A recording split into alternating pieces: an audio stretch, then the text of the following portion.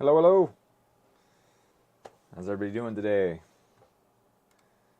Today I am testing my new lapel mic, this little guy right here, and I want to talk about how dynos work. I realize that there's not a lot of information about it available on my YouTube channel about it. I know we use them all the time, and I discuss it while I'm doing some tuning, but I don't really talk about how they actually function. So I wanted to do that today and do this as the prototype for an actual video that I'm going to do with some better editing and then do that. So good. I'm glad to hear that the audio is good. This little guy right here. Boop. Little mic.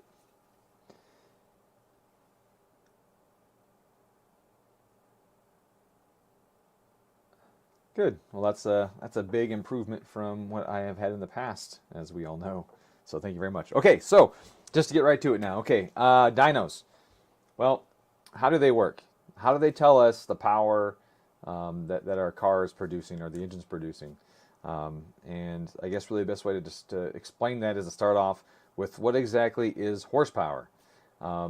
Horsepower was determined by some dude many years ago, believe it or not, and it was actually based on a horse moving a load a distance over time. And so the unit became 30,000 pound-feet per minute. Now that's an interesting that's an interesting amount, I would have to say. But it was based on what he believed an actual horse could do. So now that's what we use on, as we reference our cars off of. But what is what can we know about power? Horsepower is, well, there's a lot of different types of horsepower. First off, there's mechanical, there's electric, there's the metric horsepower, there's horsepower ratings for boilers, there's horsepower ratings for hydraulics, there's horsepower ratings for a lot of different things. But we're going to be using mechanical horsepower in an engine. Now, to understand horsepower a little bit, we need to back up some and get into the physics of it. It's going to be really brief, not going to be crazy in depth. I'm not going to do a bunch of derivations of physics formulas for you, anything like that. So it won't be too complex, and I'm going to be relatively quick on it. But generally, how we associate engines with not just power but force, we use torque, right? So if we look at force is equal to m times a, which is mass times acceleration. F equals ma, as you've probably heard a bunch of times. Now this is great when we're talking or measuring a car by itself, just accelerating down the road. But on the dyno, the car isn't going anywhere, right? The only mass that's accelerating is going to be the rollers. And in some cases, that mass might be very, very little, and we're not even measuring the horsepower with the mass of the rollers.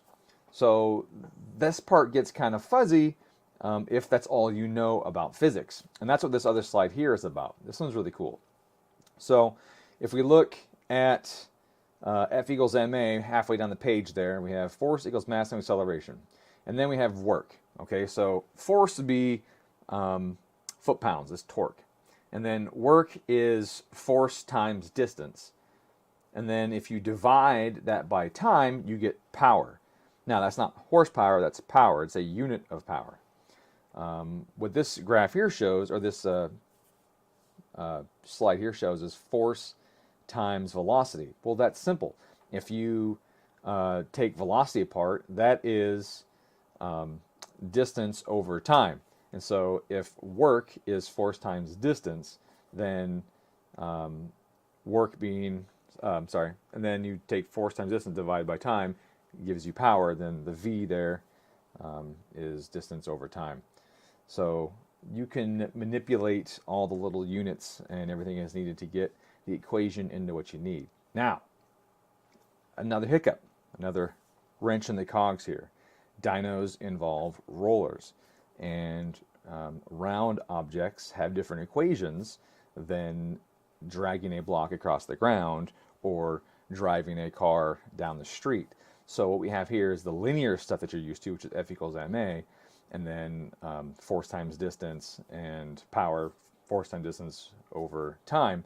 But with big rollers, when we're talking about rolling things, we have different stuff, and that's tau equals I alpha. And so the I is just the moment of inertia of a rotating body, and then the alpha is the acceleration or the angular acceleration of a body. If you take that and you take the tau times theta, which is the distance now in how far it has rotated, then you have work again, and it becomes this weird thing between am I doing my dyno calculations based on linear or based on rotational? Because some dynos use one, some dynos use another, and some dynos use both. And that is the big reason I wanted to make this video, was to show people the difference and tell you what kind of dyno uses what kind of equation. Now, that is pretty much as far into the physics as I'm going to go on it. Just think about in your head the force, and then the time factor and the distance factor. If you think about those things as we start breaking down the dynos themselves and how they're made, it'll make more sense. So there's a lot of dynos out there. There is the Dyno Jet, the one I got shown here. This has big rollers and a retarder on it. This one here, Dyno Jet, it just has big rollers. Here's this zoomed up on a roller thing. So my first dyno was a Dyno Com, and it was basically a clone of the Dyno Jet. It had a big heavy roller like this that weighed around 2,000 pounds. And then it also had the retarder on it. This is a Dyno Dynamics, and the Dyno Dynamics doesn't use roller inertia. It's got very, very light rollers. It uses a retarder on the end of it, and that retarder applies a force that counteracts what the car is trying to do, and that's to roll the rollers. Here is another view. This is the Dyno Tech, made by Dyno Dynamics. That's the exact one that they have at Tier 1. That's the same one that we had at Turn-In Concepts. It's a pretty good dyno. Too bad the company sucks. And this is a Dyno Pack. This is a hub dyno. This company isn't as popular as they used to be. I know that the big hub dyno now to get is the mainline. Lane & C also makes one, and Dyno Pack. I don't know of other hub dynos offhand. I like them all. Dyno Packs are weird. They kind of use a hydraulic thing. The Land & Sea and the mainline, they use an electric retarder just like they would on their big full-size dynos that have rollers on them.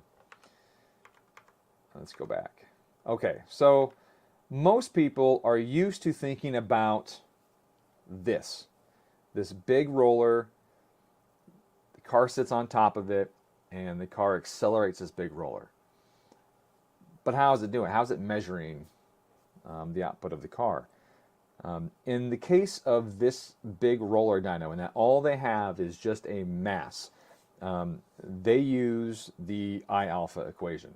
So they know what the inertia is of that roller, and then they know how fast you're accelerating it. And so what that gives you is work. Well, the acceleration of it at that time is work, and then divided by the time that you had gives you power. So they measure the power that it took to accelerate that roller during the pull. So the big roller dynos measure horsepower, and they do it based on the moment of inertia of that roller. My first dyno, like I said before, was a Dyno Com. It had the big rollers like that, and on the side of each one, on the end of the case, it had a value, and that value said inertia value. It was basically, which is achieved by knowing the density of the material and where it's distributed in the roller. If it's a big roller that's got like a real thin shell and a heavy core in the center, it's going to have a different moment of inertia than a roller of the exact same weight, but where all the weight is put outside and has a hollow core.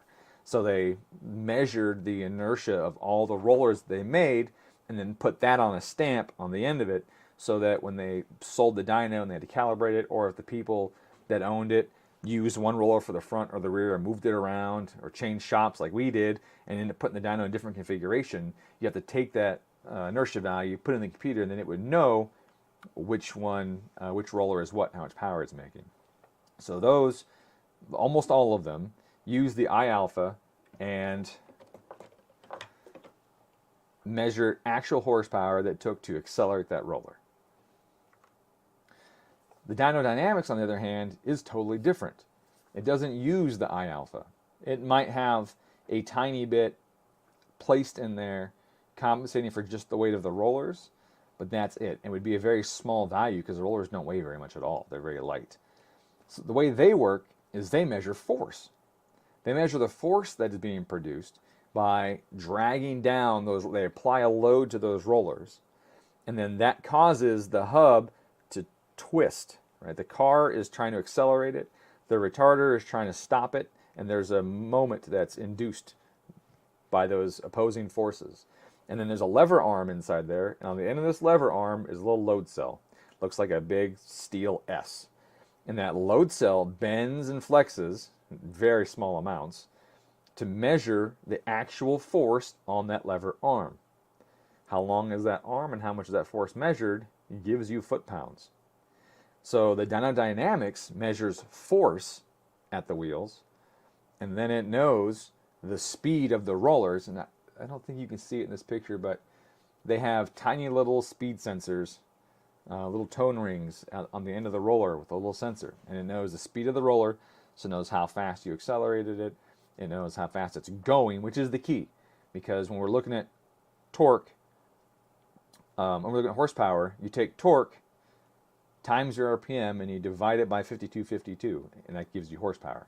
So it's measuring torque, then it knows the RPM, and then it multiplies that RPM and divides it by 5052. And how does it know the RPM? Well, it doesn't know engine RPM immediately. It knows roller RPM. And then the person operating the dyno has to put in a factor. It tells the computer, this is this RPM. And the way they do it is you hold the car at 60 miles an hour.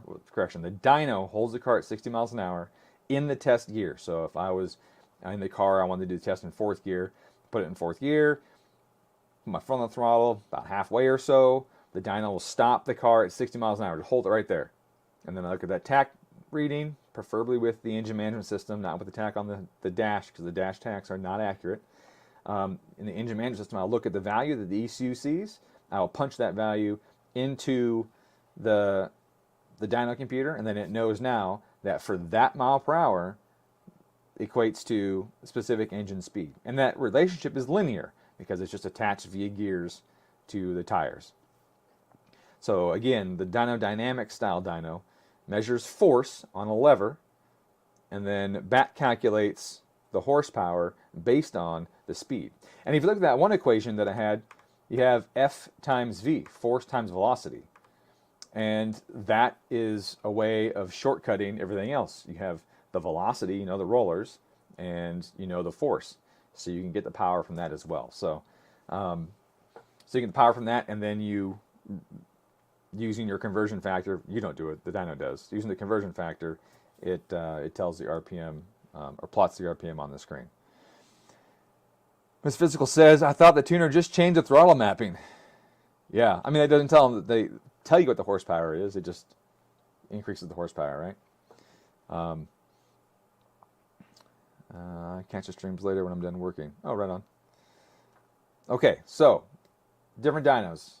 Mustang dynos. Mustang dyno does both based on which one you have, and Dyno Dynamics does both, or Dyno Jet does both based on which one you have, and some Dynacoms do both. Not well, but they do both. I know when I had my Dynacom dyno, we paid a lot of extra money to have double retarders, so we had a retarder in each roller, and then we had the link system that kept the wheels going the same speed.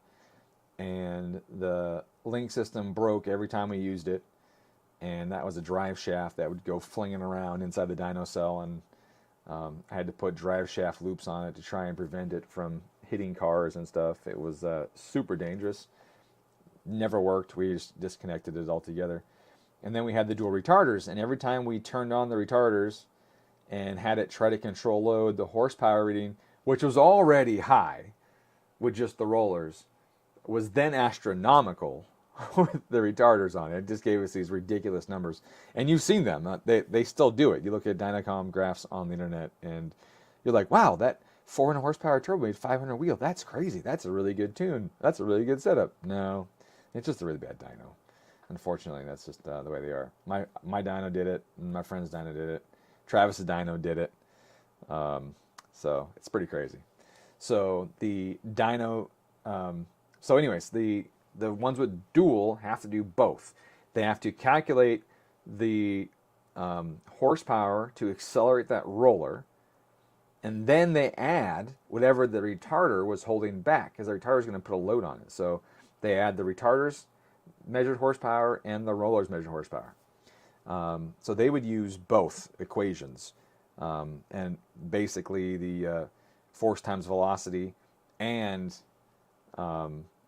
the rotational motion equation as well. So they would get their F equals ma, and they would get their tau equals I alpha. Different styles, equations used, the reason for dyno variations. That is one of the things, yes, and that's one reason I want to cover that. How you measure it does affect it. I mean, we have two different types of equations here, and if you use the standard linear motion equation on it, you're going to get a slightly different answer than you're going to get on the rotational one. These equations are a lot easier to use if you're using the metric system. When you start applying SI units to these equations, the conversions get really funky and are hard to... you spend a lot of time going, okay, hold on a second. Now I have feet squared over seconds squared times pounds, but then I got the acceleration of gravity I got to take out because weight is not the same as mass, and then it just becomes this whole thing. Whereas with the metric, it's just easy, kilogram meters second squared. Unfortunately, you got to convert your forces to newtons instead of foot pounds, and your distance travels meters instead of feet or miles. But that part's not as hard as just dealing with all the other units that you get. You get a kilogram meter squared second squared. Like, hey, that's a joule. If I got a kilogram meter second squared, that's a newton. You have all these units that make sense, and you can use them really easily. But you're not doing that. I'm just trying to make this video so you better understand what's going on in the background, what's happening inside the software. So a little bit of it is the way that the calculations are done. Some of it is just errors in their modeling. Mustang does something which is interesting. Mustang tries to apply a coefficient of drivetrain friction to the equation, which I don't understand, because they're trying to tell you real horsepower, but then they're trying to do it and take out drivetrain friction to get the flywheel, but they're displaying wheel. Like, I don't understand what Mustang is doing with that. Obviously, there's engineers that work there, and they can definitely tell me what they're doing. But it is kind of weird that they have this drivetrain friction coefficient and the weight of the vehicle, which may just be for their ramping control. I want to get that out there. That might just be for ramp control. It might not even affect the power numbers. And ramping control is important if you're trying to provide the user with a realistic ramp rate. So if you think about it, the dynodynamics system provides a somewhat fixed ramp rate, and that is unrealistic. That is not what happens on a car. When the force is lower, the acceleration is less, and when the force is higher, the acceleration is more. And the dynodynamics don't simulate that very well.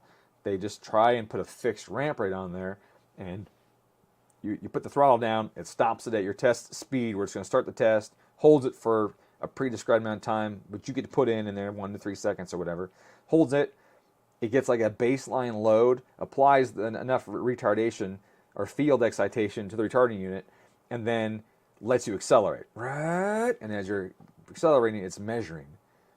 But it's done based on a ramp rate. So there will be more or less force being applied as it starts to load down to try and maintain a ramp rate. So it's not as accurate as I would like it to be, but the dyno is very consistent, and the dyno is very safe. And the dyno numbers are more realistic than a lot of the other dynos out there. Whereas like Dyno Jet or Dyno Comp's numbers are ridiculously high, make no sense. And I don't know why they do it the way they do, but they're really high. All the time you have cars making wheel horsepower that's about the crankshaft horsepower. And yeah, I don't understand why, but the mechanical side of the Mustangs and the Dyno Jets and the Dyno Dynamics are really good. They're really good. And mainline especially, really well-made dynos. And that's good. Customer support is an important thing too if you're looking to buy a dyno. Mustang customer support is kind of shit. Dyno Jet has some of the best customer support out there. Dyno Dynamics is shit. Dynacom is laughable. And I only know this because I've dealt with all of them, unfortunately.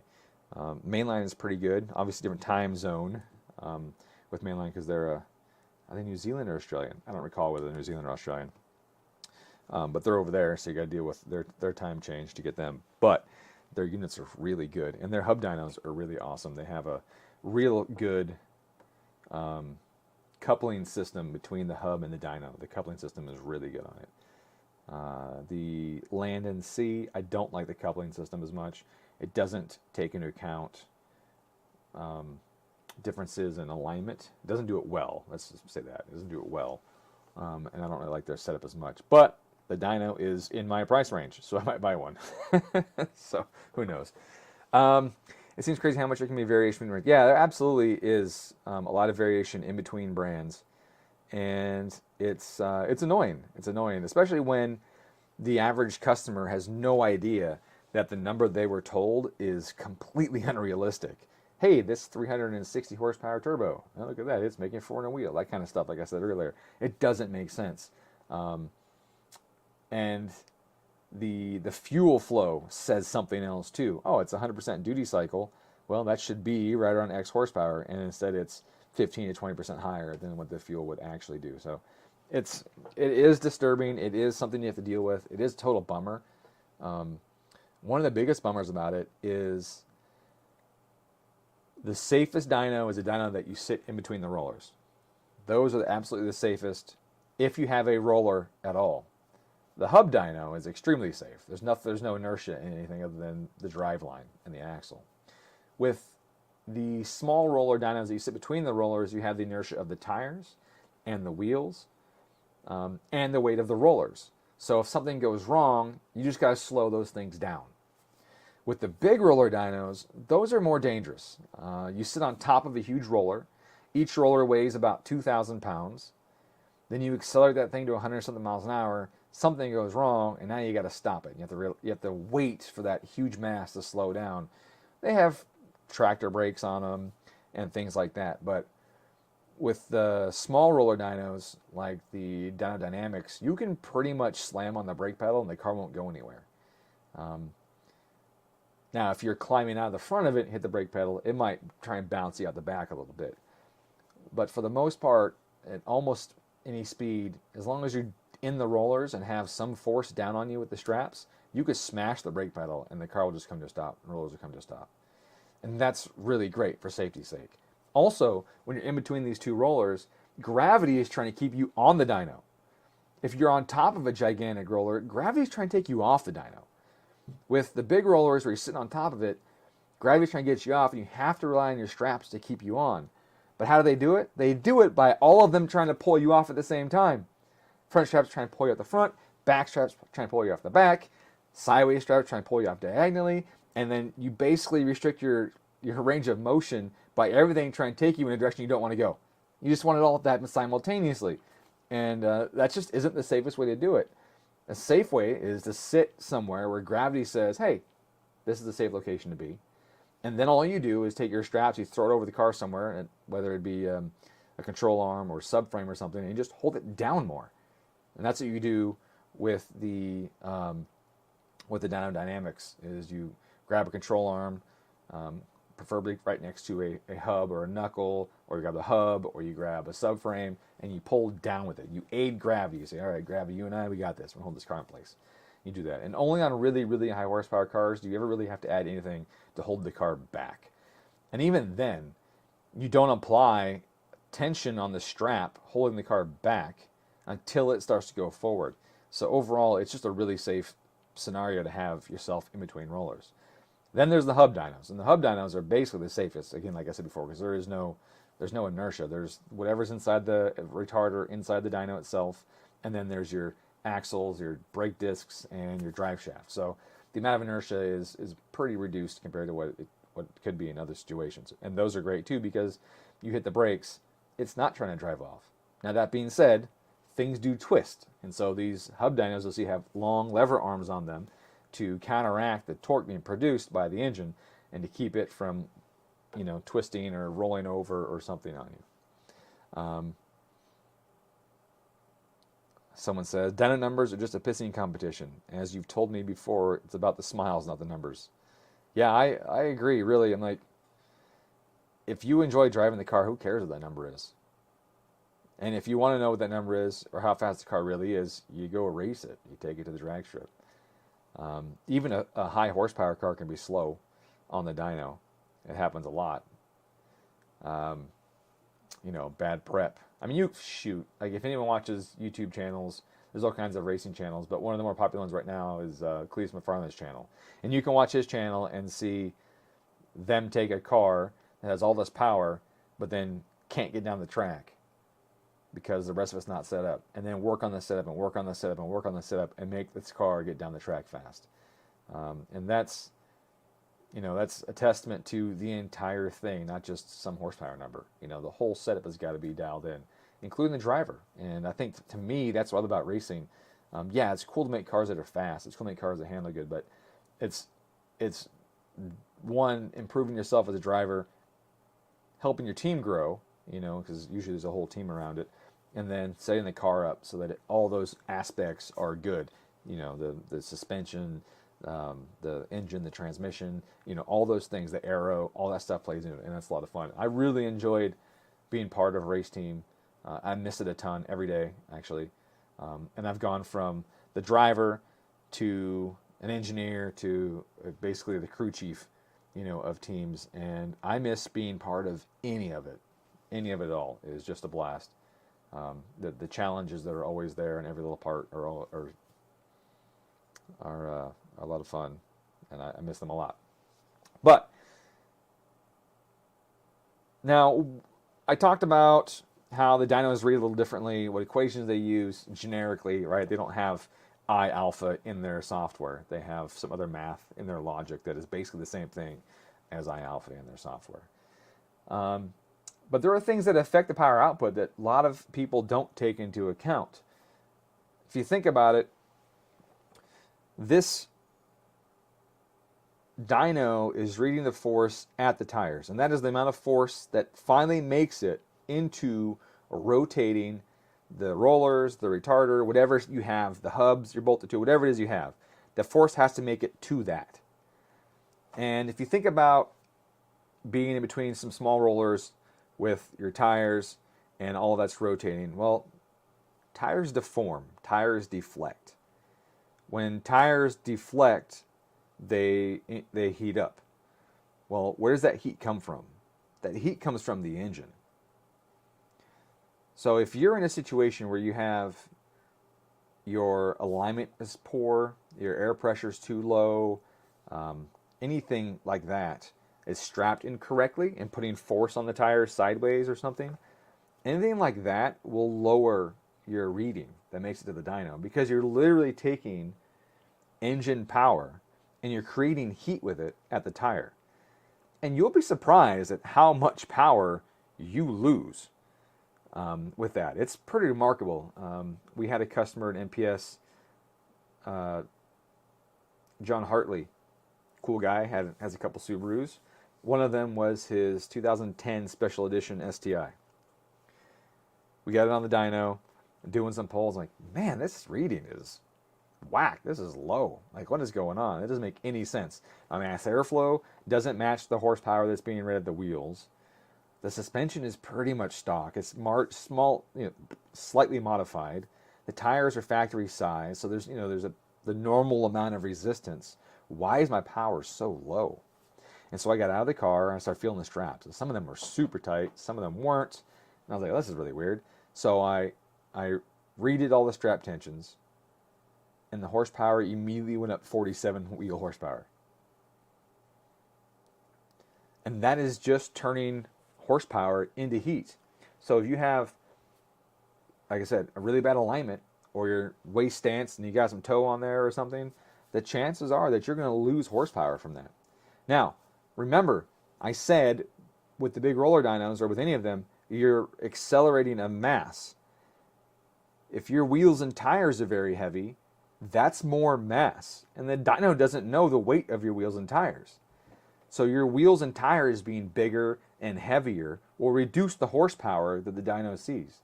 So I have guys that show up with gigantic wheels and tires, fitment sticking out the fenders or whatever, and they make 25 less wheel horsepower than they would if they had stock wheels and tires on their car. But they don't think about that. And the dyno doesn't know, like I said, your wheel and tire weight. So that's something to take into account also. Drivetrain friction is actually a surprising factor. For the most part, it's about the same. But I've had a couple cars in the past that, for no apparent reason, made way more horsepower than they should have. And pissed a lot of people off. And then I got a different dyno and brought those cars back, and they still made more horsepower than the other equivalent car on that dyno. And I can't contribute to anything except potentially just drivetrain friction, what they were using. Whether they're using some magical AMSOIL or whatever, I don't know. But it's really interesting that there was two, and they are both 06 or 07 WRXs. Those two stand out the most. Put them on the dyno, and they made almost STI level power on the stock WRX turbo. Almost STI level power. But it was still like 20 to 40 horsepower more than they should have made, and could never figure out why. And the only thing I can assume is that it was drivetrain friction of some sort, because I had them on the dyno multiple times. I had them on multiple dynos, and they always produced more on the stock turbo. Now, maybe they had a TD4 HL or something, and Subaru had run out of one type of turbo and threw a couple of those in there with the larger turbine housing instead of the normal, or turbine wheel instead of the normal turbine wheel or something. I don't know. That doesn't make sense to me, but there was something different about those two cars that had stock turbos on them that produced a lot more power. And so drivetrain friction is definitely a factor. Also, 5-speed to 6-speed. The 6-speed takes more power. The 6-speed transmission has an oil pump in it. Well, up to 08. Before 08 they did. And anytime you're pumping fluids or moving fluids around, you're losing power. The mass of the 6-speed transmission is way higher. You just pick that thing up, or try to pick it up by yourself, and it is a hard task. The 5-speed, toss those things around, no problem. So you definitely have to take into account, what's going on in my drivetrain, especially in the Subarus, right? I have 11 U-joints. 11 U-joints in a Subaru. And every time power goes through a change in direction, there's going to be a loss. If it's a small direction, then it's going to be a small loss. If it's a big direction, there's going to be a big loss, because you have side loading, you have bearing friction. When you change the direction, you change bearing speeds inside the joints. And the higher the bearings rotating, fastest rotating, the more you lose. You straighten it out, those bearing speeds stabilize to almost nothing in a straight line. So if you have your suspension totally out of whack, and I say out of whack, but stanced. Sorry, I heard something weird.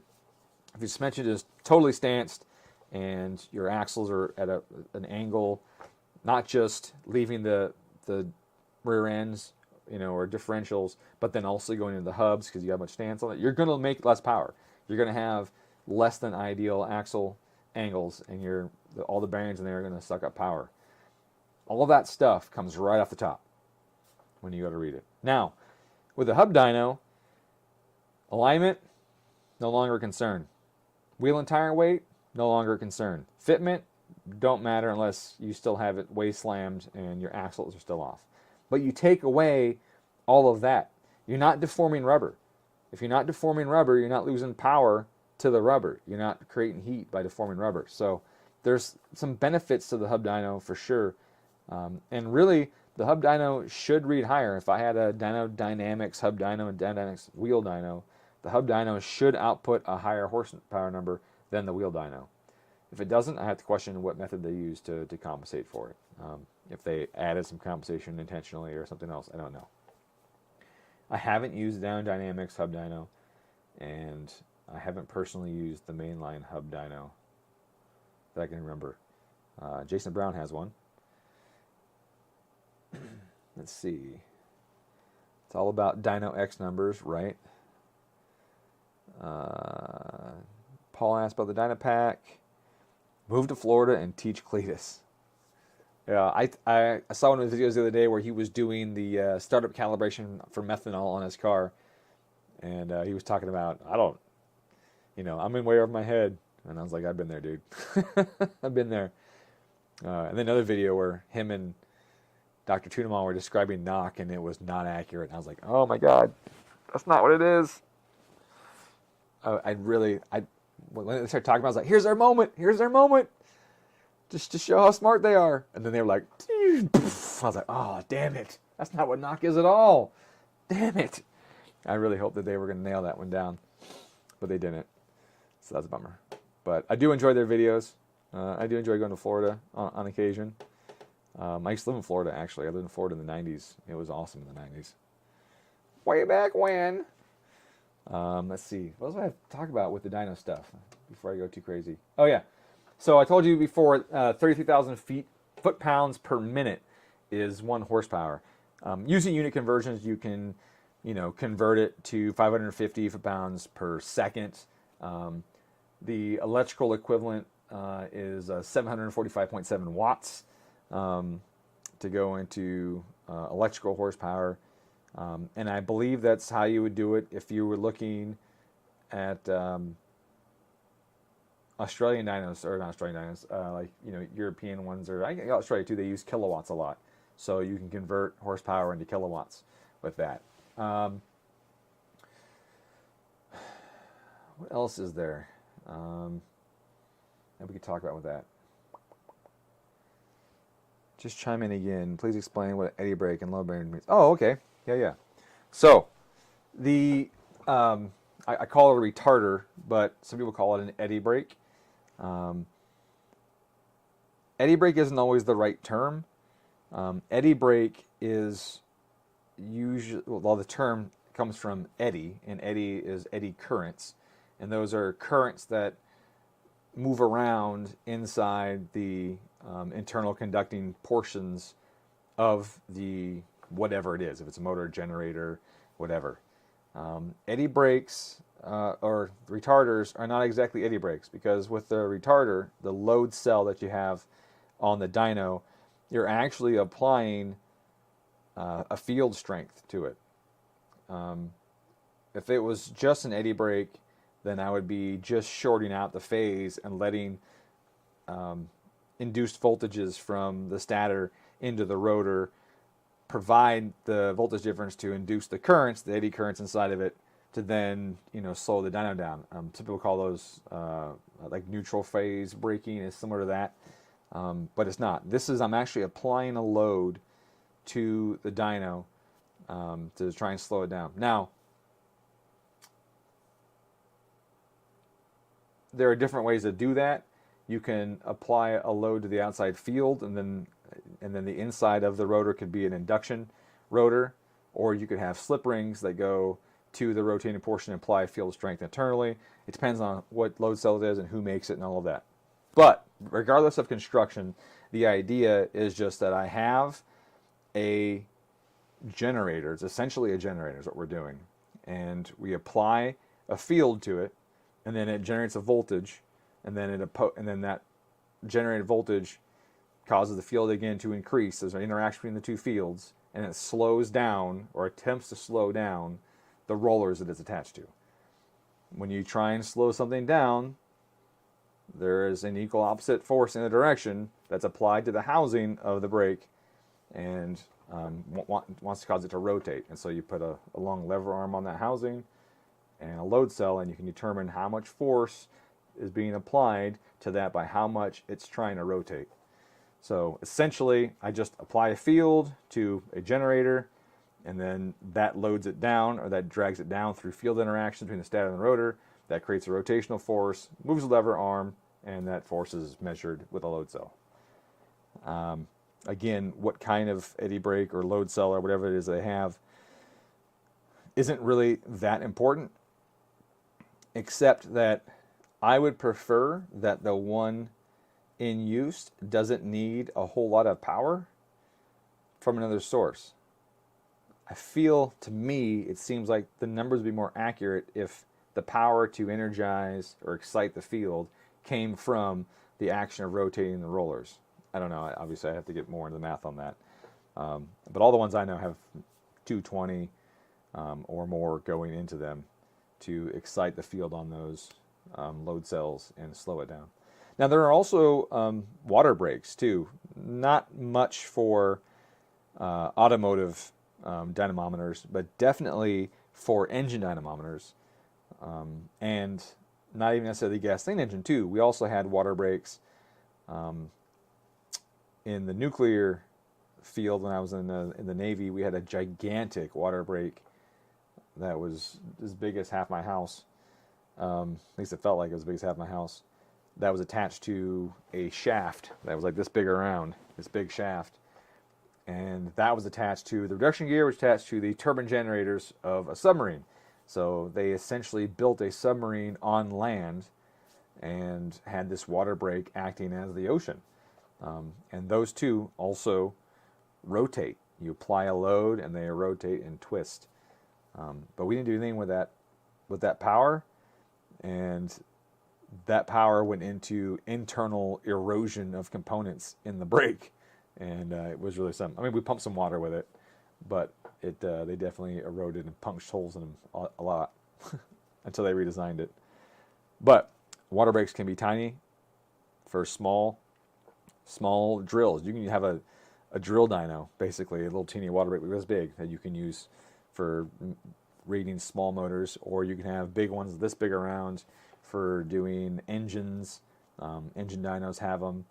We had an engine dyno. We had a Superflow 901, and the Superflow 901 had a water brake on it. And some engine dynos have electrical stuff, but a lot of them use water brakes. I think the water brake is cheaper.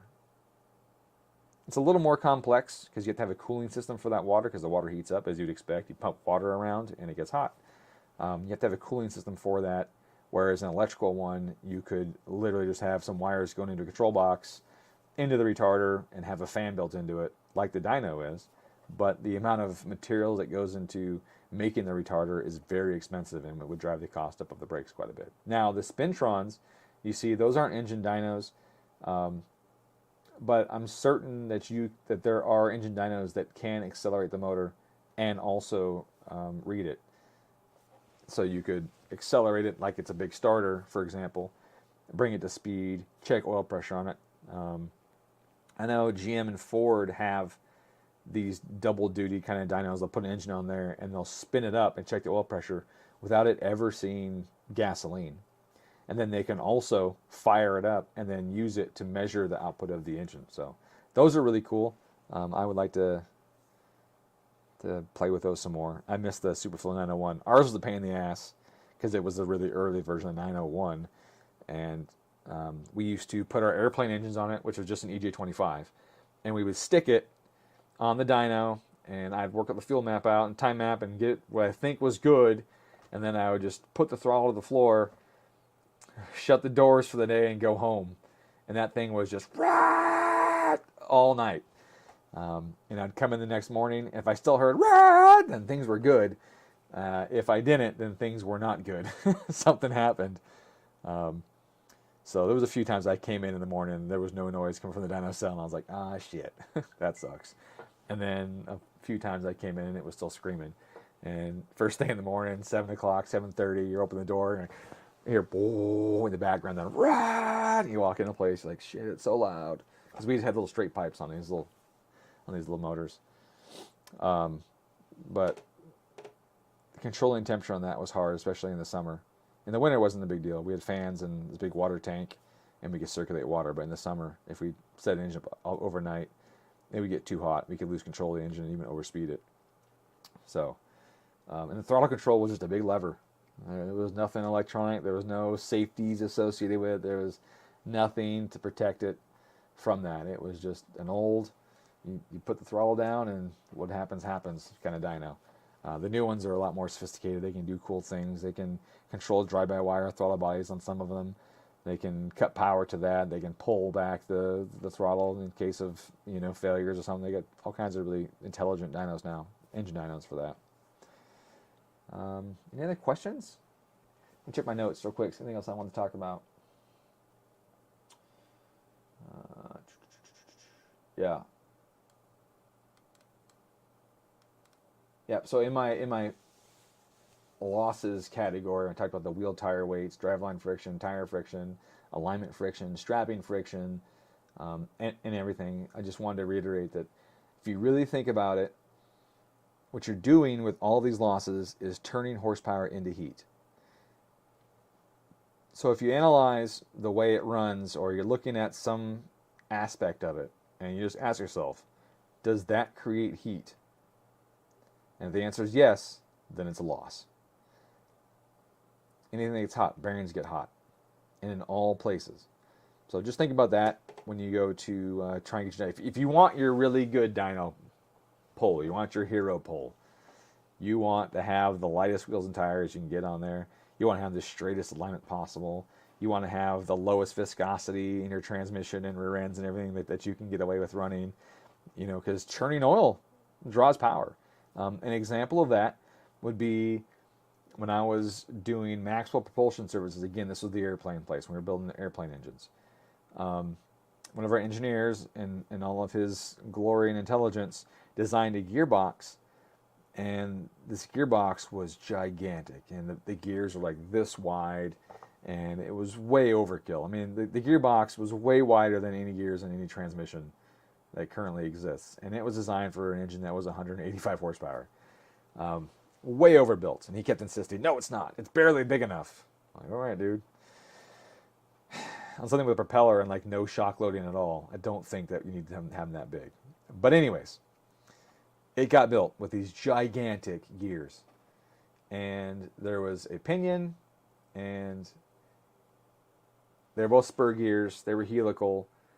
There's a big one that drove the actual propeller, and then a pinion that was smaller. And the object is you had to reduce engine RPM to turn propeller. You can't spin a prop 6,000 engine RPM because the tips of the prop will exceed the speed of sound, and you don't want to have supersonic booms on your blade tips. It's really bad for the propellers. It's not fun for people flying the airplane. So you have to reduce the speed. And engines don't make peak horsepower. Well, automotive engines don't make peak horsepower at 2,800 RPM. But I need to get the prop below that. So we had a 2 point something, whatever it was, to 1 reduction ratio on it. Maybe it was 2.17 maybe? I don't recall what it was exactly. Something like that. All of these gearboxes would get hot and start puking oil out of them. They're way strong. It wasn't a concern with the strength. It wasn't that the bearings were too small. They were gigantic. There wasn't anything like that. The problem is that he put the gear-to-gear interface under the oil level. Terrible idea.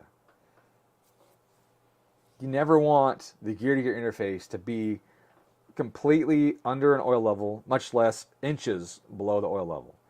All you do then is just compress and churn oil. You have these two helical gears coming together. There's a volume between them. Then you squish the oil out of that volume, squirt it one way against the case, and just circulate the oil in the case and heat it up like crazy.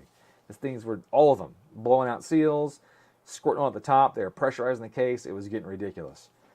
The dude left. Once he was gone, I go to the owner and I go, Gwen, I can fix this in 5 minutes. Okay, maybe 15. She's like, what do we do? I go, take this lower plate off.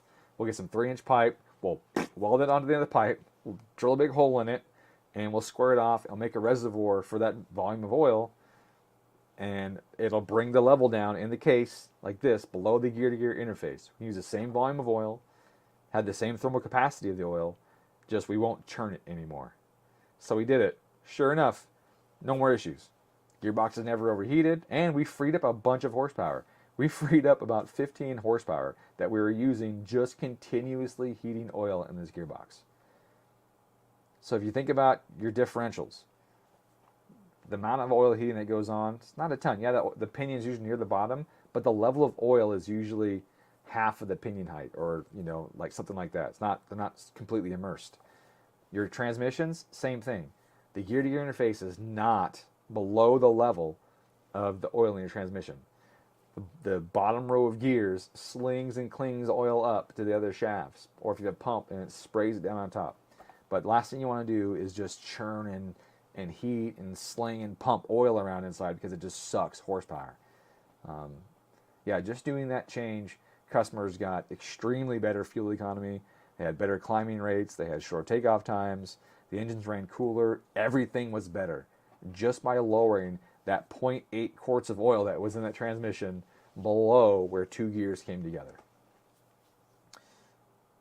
So again, if it creates heat, it's a loss. And do not underestimate the size of that loss. If you put your car on the dyno and the tires are burning, crap, I don't have good dyno traction. I got to lower the air pressure, get a little more tire, a little more grip.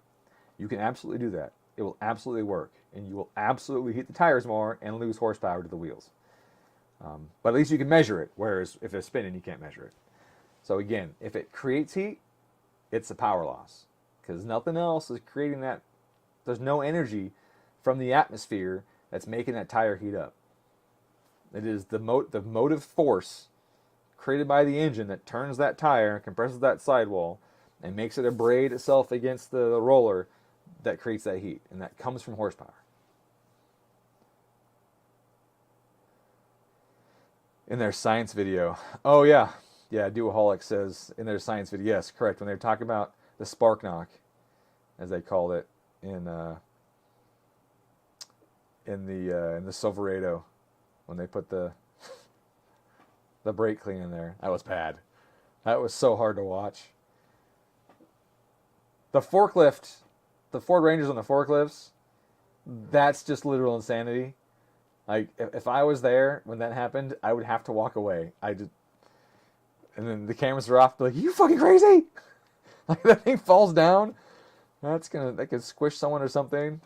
I was having anxiety attacks just watching them tool around and slam on the brakes of that fucking Ranger on the forklift. Yeah, what a nut. Jesus. Anyways, if you haven't seen it, well, here's a promotion for fucking Cletus' channel, I guess. Where's my nut and bolt kit? Let's see. Tag him. Send the video to him. All right, guys. I think that's it. I just wanted to reiterate the whole thing about turning heat into power. I want to reiterate with dynos. I guess I can say it one last time. Dyno Dynamics measures force, calculates horsepower. Dyno Jet measures horsepower, back calculates torque. Hub dynos measure force, calculate horsepower.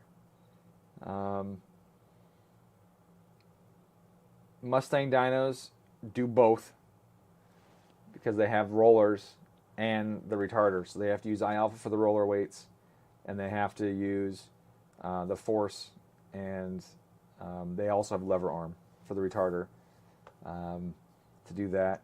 Any of the dual mass ones that have the big rollers and the retarder, or load unit or load cell on it, have to use both. Where one of them is measuring horsepower, one of them is measuring force. But again, you can do force times velocity. So if they know the speed that the retarder is turning, they can know the velocity of that as well, and that can be used in their equation. And I think that's all of it, right? I think I covered most of the major dyno brands and what they're measuring.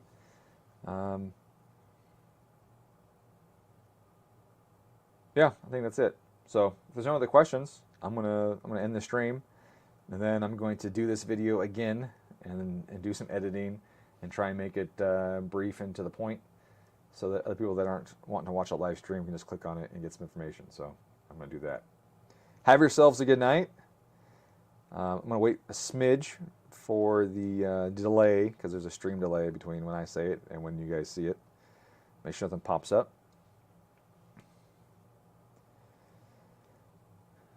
And I'm glad that the microphone worked okay. Hopefully it wasn't too loud.